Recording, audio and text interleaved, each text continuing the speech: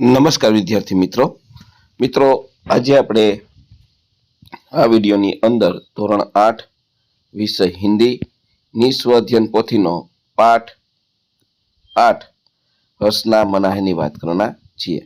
તો અહીંયા મિત્રો સ્વઅધ્યયન પોથી ભાગ 6 નો હિન્દી વિષયનો પાઠ છે 8 હસના મનાહેનું સંપૂર્ણ સોલ્યુશન જોવાના છીએ। મિત્રો આવા સરસ મજાના સોલ્યુશન મેળવવા માટે આપણી ચેનલ મેથ્સ બાય પંકજ કાપડીને સબસ્ક્રાઇબ કરો અને આ વિડીયો તમારા મિત્રો સાથે શેર કરો।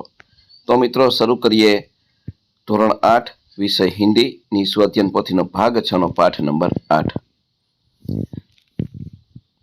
प्रश्न 1 सही विकल्प चुनकर बॉक्स में रेड का निशान कीजिए।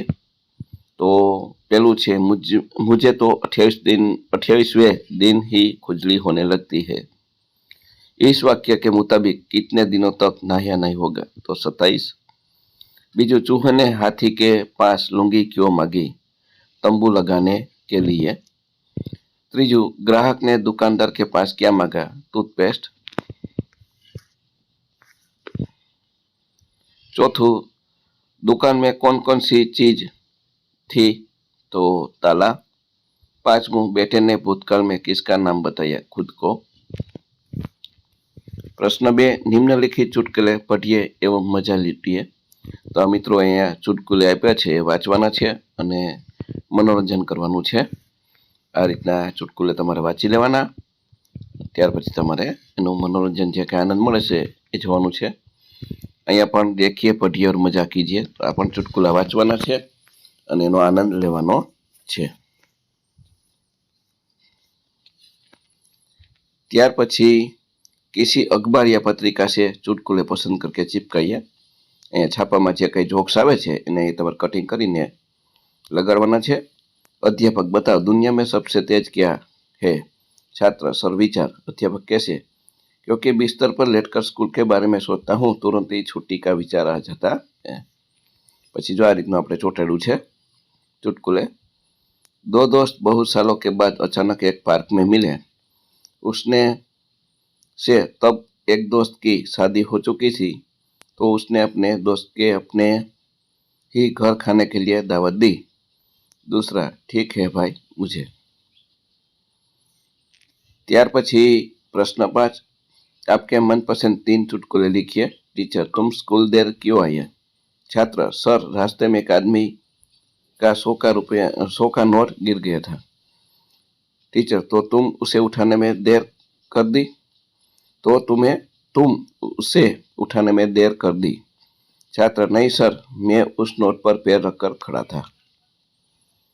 त्यार पछी बीजू छे माँ बेटा परीक्षा कैसी गई? बेटा माँ प्रश्न तो सब आ गए। माँ तो फिर? बेटा जवाब ही नहीं आए। दोस्त तुम इतना पढ़ाई क्यों करते हो? दूसरा दोस्त ताकि आगे चलकर आराम से सो सकूं। प्रश्न 6 चुटकुले पूर्ण कीजिए। पहलू हाथी मैं शेर से युद्ध करूंगा। चींटी मैं भी तुम्हारे साथ चलूंगी। साथी क्यों? अगर शेर जीत जाए तो मैं उसके कान में घुसकर परेशान कर दूंगी। बीजू मीना आज मैंने खाना बहुत अच्छा बनाया था। रीना सभी घर वालों ने खाना खाया? मीना हाँ सभी ने खाया लेकिन पता नहीं कोई कुछ भी बोला नहीं। रीना लगता है सबको डर था कि फिर से न बनाना पड़े। त्यार पछी त्रीजो चिंटू आज दोपहर को तुम क्या करोगे? पिंटू सोने वाला हूँ। चिंटू सोकर क्या करोगे? पिंटू फिर सपने में घूमने जाऊंगा।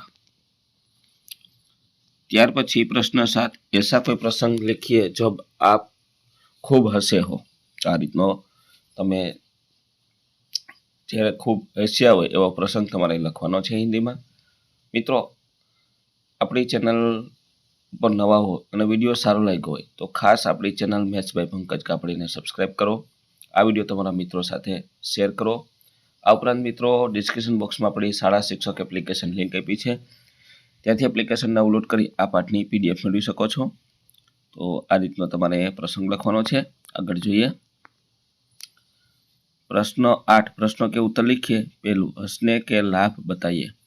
हंसने से मन प्रसन्न रहता है, तनाव दूर होता है और शरीर स्वस्थ रहता है। हंसी से वातावरण आनंदमय बनता है, हंसने से अपने आपसी संबंध अच्छे होते हैं, यह जीवन में सकारात्मक लाती है। ત્યાર પછી બીજું છે, आपको हंसता हुआ आदमी अच्छा लगता है या गंभीर, क्यों?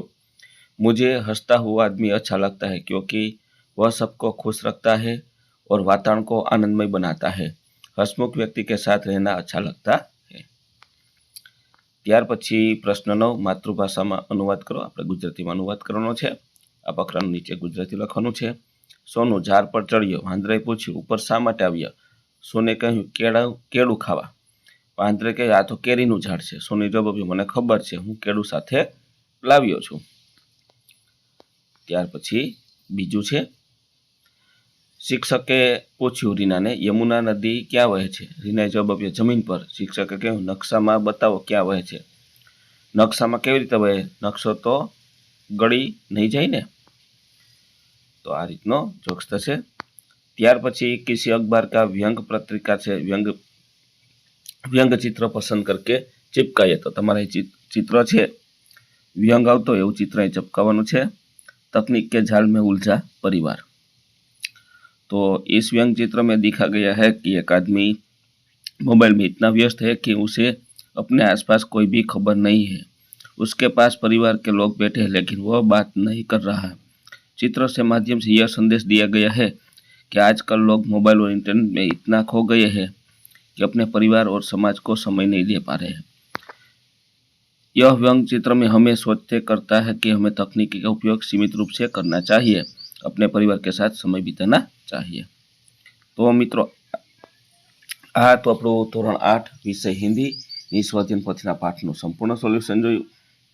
મિત્રો, આવા સરસ મજાના સોલ્યુશન મેળવવા માટે આપણી ચેનલ મેથ્સ બાય પંકજ કાપડિયાને સબસ્ક્રાઇબ કરો અને આ વિડીયો તમારા મિત્રો સાથે શેર કરો।